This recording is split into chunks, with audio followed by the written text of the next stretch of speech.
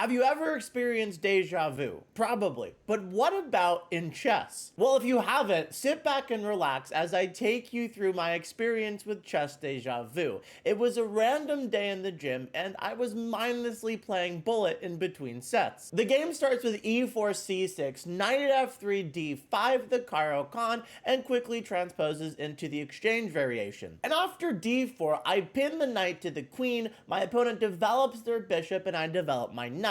They then kick my bishop and I take this knight. This isn't obviously top theory, but this is a line I'm fairly comfortable with and I've played it a bunch. My opponent takes the bishop with the queen and I play e5, reinforcing my d5 pawn and preparing to develop this dark square bishop. My opponent follows up by pinning this knight to the queen, and in turn I develop my knight and they develop theirs. Next I play bishop e7. This is a favorable move over developing to d6 because the knight is pinned. It's also important to note that if you did put the bishop here, then the knight does hop with a tempi. And now the turning point of the entire game. My opponent long castles. I immediately hop into action by pushing my pawn. My plan is to push these pawns to b5, b4, and then a5.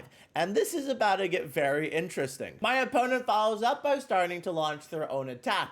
h4 on the board. Notably, castling here would be a pretty bad call, and guess what? I am not worried. So I continue with b5, g4 on the board, followed by b4, kicking this knight away to e2. Ladies and gentlemen, the plan is simple. Push the pawn, so I do. I continue with a5, and my opponent plays c3.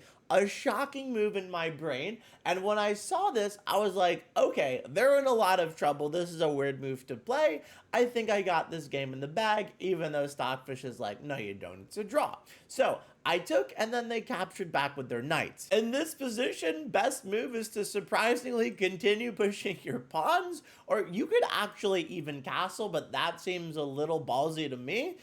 You could also play a move like rook c8, very logical, but I play a mistake here. Rook b8. Rook b8 allows bishop f4, hitting your rook with a tempi. Best move here is to move your rook to b4, and now they just get g5, and your position is unfortunately crumbling. But that does not happen. Something a little strange does. My opponent takes the knight with the bishop, and I recapture with mine. In my brain, I am now thinking that I am crushing, and the reason for this is revealed. My opponent blunders g5. Obviously, this drops the pawn, and if I take, my opponent's in a ton of trouble. And I do. Brace yourself. This next move will confuse you. Bishop b5. This move does nothing and only serves to worsen my opponent's position. So, I realize that I can now take this knight because it is the only defender of this bishop, and I do.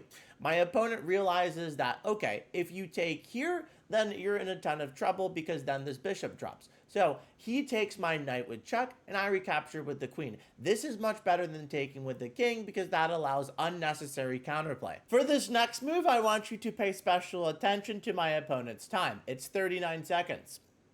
Yeah, it doesn't change. And they pin the queen to the king, they move their rook, and I take the queen. This game ends uneventfully 11 moves later in this position, and if you remember at the start of the video, I was mentioning deja vu. And where's the deja vu? Well, just hold your horses and let me take you to the next game. Well, this might look like the same game, and why am I showing you the same game twice? I'm not. Notice our elos are ever so slightly different. Literally 4 games later, I ended up playing the same exact person again.